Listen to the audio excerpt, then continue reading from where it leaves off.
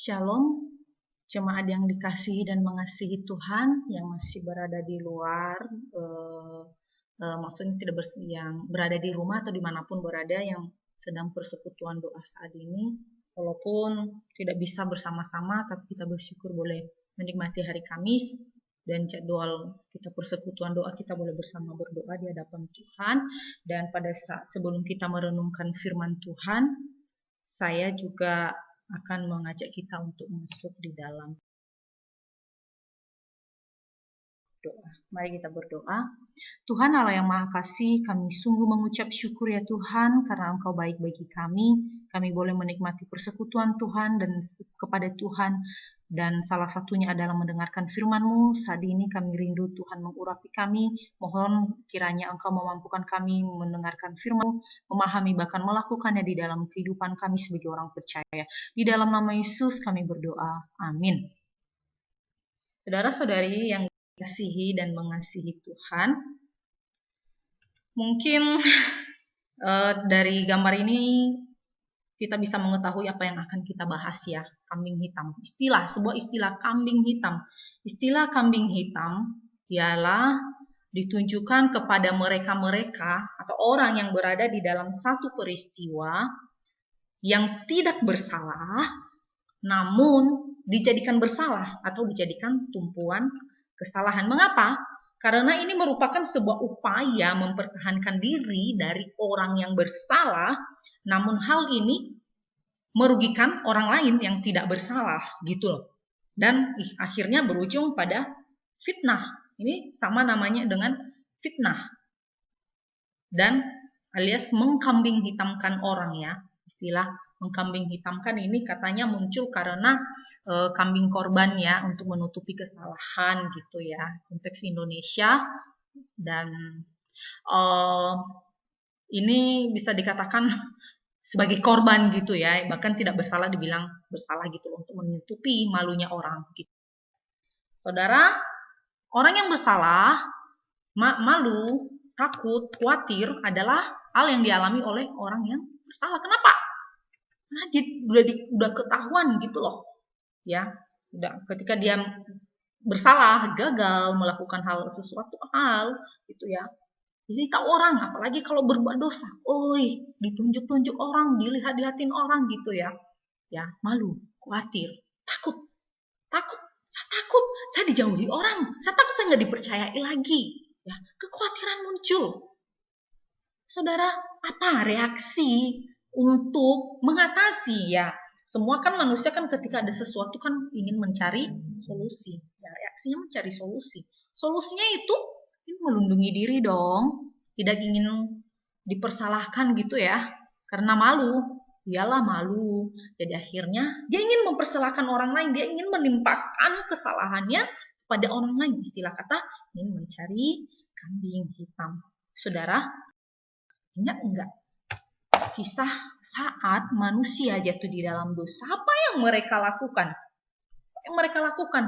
Mereka tahu diri mereka sudah bisa melihat bahwa mereka terancam.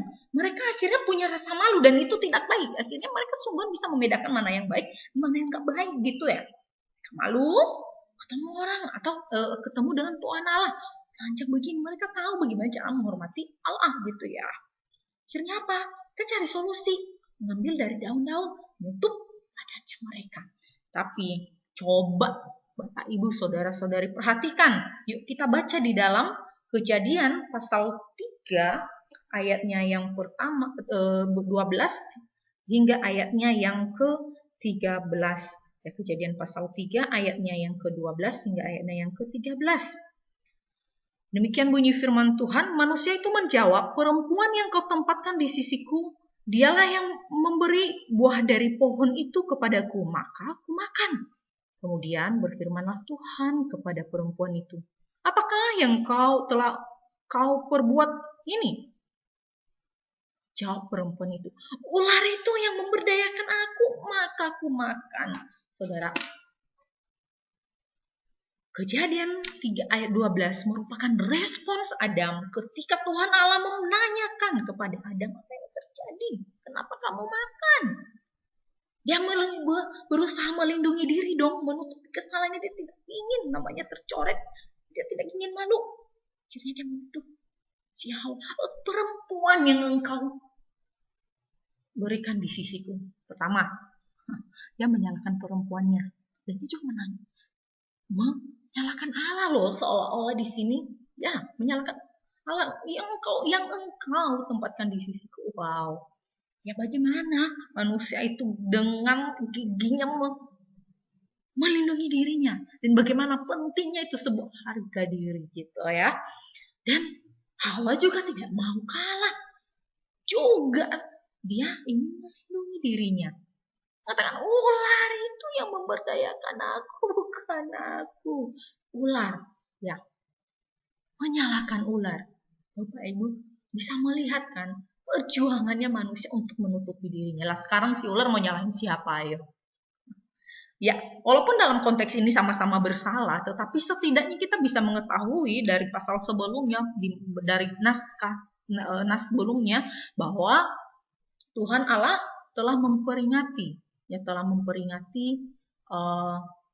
Adam dan Hawa, memberikan perintah, dan akhirnya mereka lebih menaati diri mereka daripada perintahnya si Allah.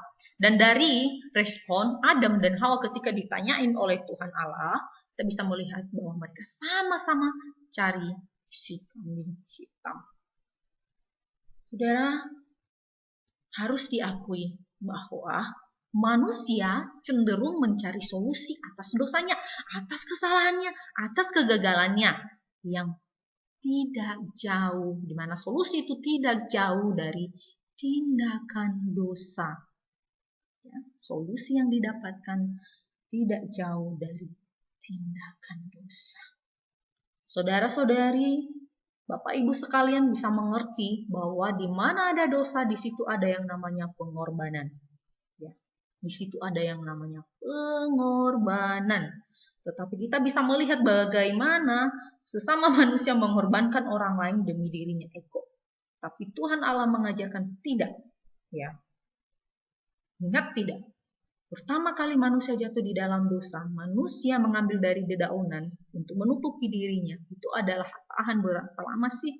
Tetapi ingat, ada binatang yang dikorbankan oleh Tuhan Allah. Dari kulitnya, Tuhan Allah membuat sebuah baju yang indah, yang hangat, menutupi badan manusia, dan jauh lebih tahan lama.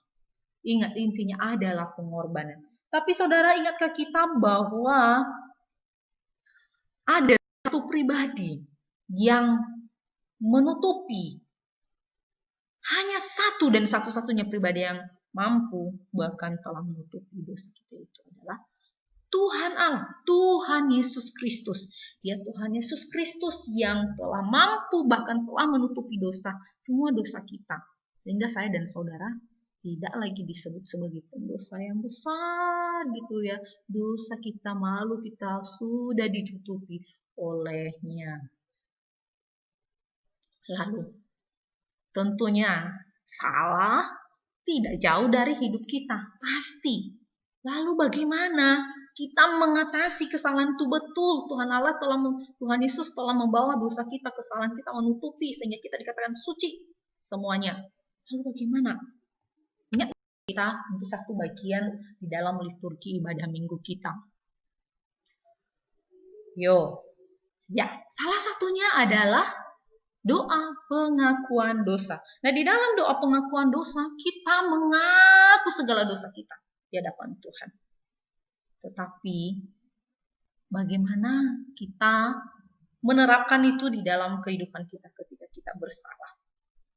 Jangan-jangan kita hanya mengaku di hadapan Tuhan dengan sebuah kata-kata yang indah, sedemikian rupa kita rangkai di hadapan Tuhan.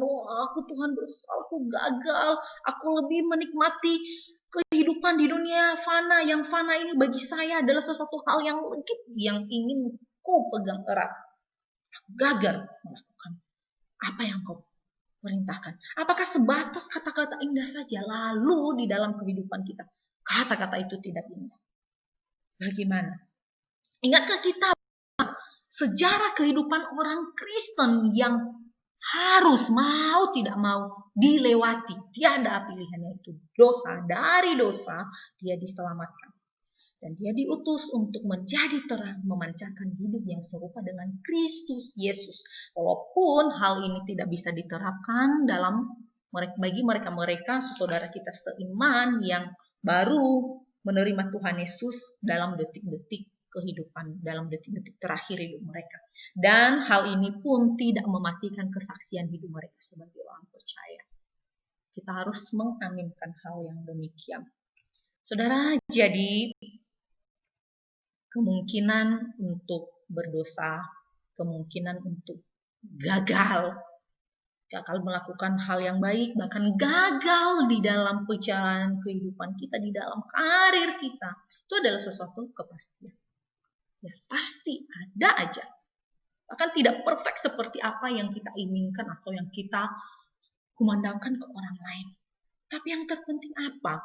Mengaku dan menunjukkan perubahan hidup. Perubahan hidup sehingga orang lain bisa melihat kita, melihat perubahan diri kita. Mari kita berdoa. Tuhan Allah yang Maha Kasih, sungguh hati kami mengucap syukur karena Engkau baik. Kami boleh mendengarkan firman-Mu, dan biarlah firman Tuhan ini boleh menolong kami, memberkati kami di dalam menjalankan kehidupan kami. Ampuni kami ketika kami hidup jauh dari hadapan Tuhan, ketika kami lebih mengutamakan ego kami menutupi diri kami yang bersalah, bahkan kami mengorbankan orang lain untuk menutupi diri kami, merugikan orang lain. Ampuni kami Tuhan, dan ajarlah kami untuk hidup semakin sempurna, memiliki kehidupan yang sungguh-sungguh berubah, menunjukkan kehidupan yang baru di hadapan Tuhan. Jadi dalam nama Tuhan kami Yesus Kristus kami berdoa. Amin.